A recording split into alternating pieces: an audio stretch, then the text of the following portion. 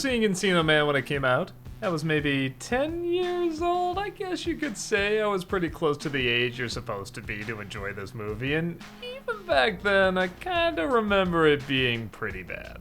Like, I don't remember hating it, I watched it all the way through, but I just kinda knew this was not, it just wasn't good.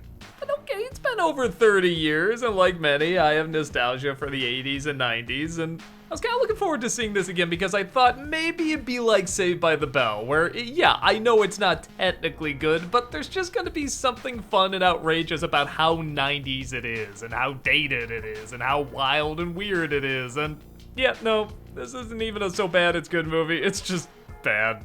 Silly, dumb, and lame, and none of it in a fun way. Sean Astin plays a dork named Dave. His best friend, played by Pauly Shore, who you'll never guess what his name is, Tunney, yeah, I'm just assuming they cast him in this part before they wrote him, have the extremely important mission of digging up a pool in the backyard, somehow getting okayed from their mom and dad because, well, all through high school they've been losers, and maybe on prom night they can turn it all around and be the most popular kids in school. By God, 90s problems.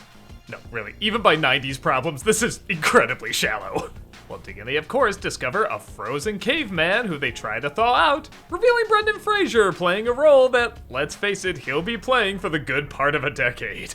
Rather than being concerned for his well-being or handing him over to someone that can really help out, they decide they can use him to get really popular in school, and hey, maybe they can have that pool party on prom night, and maybe Dave can get with that girl who's just as shallow and empty as he is. Okay, so I'm not gonna bring much logic into this movie. I think everybody knows you're not supposed to. It's a cute idea of what would happen if a cave teen just happened to roam around modern day school. And let's be honest, everybody who hears the synopsis, watches the commercial, sees the posters, knows this is not gonna be a good movie.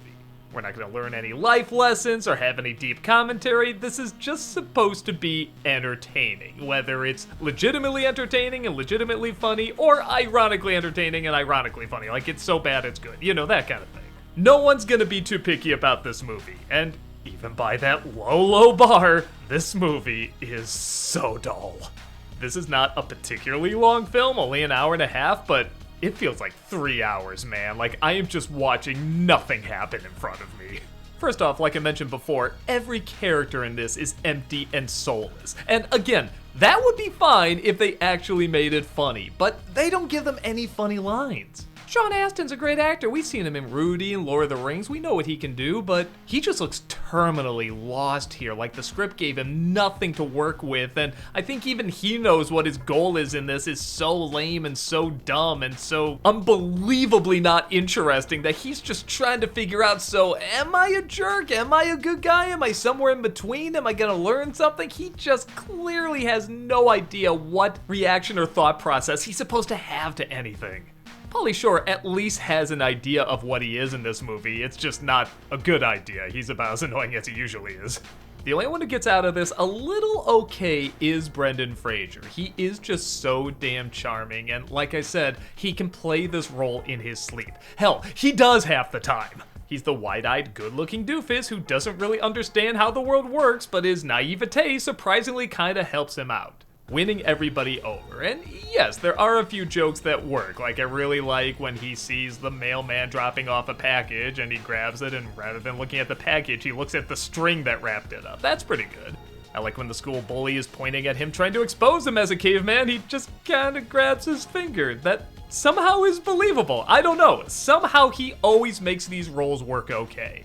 But even in that realm that they created for him, it isn't very interesting, because what do they write for him in this? They take him someplace that he's never seen before and he gives a wow face. That's it.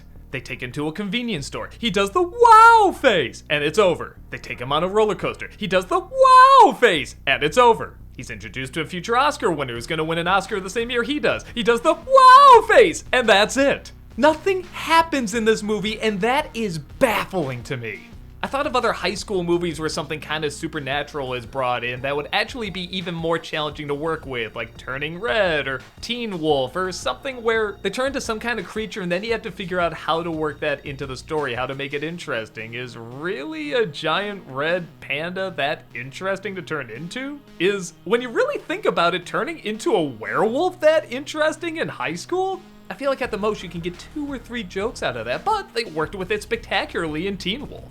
These should be the easiest scenarios to write for. A caveman in modern day high school. It practically writes itself. And almost amazingly, nothing happens. I was blown away by how dull this was. Even the 90s cliches, 30 years old. Oh my god, can they say that? Can they do that? I mean, once in a while there's a scene like that, but every scene it feels like these people just got together. They said, okay, let's just shoot this and go home, and no passion was put into anything. Again, apart from the little charm that Brendan Fraser brings to it. I don't know, I consider myself a pretty big fan of 90s nostalgia, especially the early 90s, and I just got no entertainment value from this. It's bad, and it's the worst kind of bad. Boring bad. I'm sure there's people have nostalgia for this movie and maybe watch it and think back to happier times, simpler times. I mean, like I said, the main dilemma the lead has in this is pretty lame. Oh, by the way, did I tell you that he wants to ask the popular girl out only because she is popular now, like they used to be friends? And he was like, oh, but she was like so invisible and everything, but now she's hot. Like, everything about this guy is awful. All these characters are awful. But they're not a fun kind of awful. Like the Always Sunny in Philadelphia type awful characters. Like, you like watching them. These guys, I just don't like watching.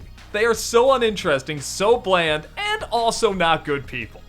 If you got a soft spot for it, fair enough, but I think you gotta put this caveman back on ice.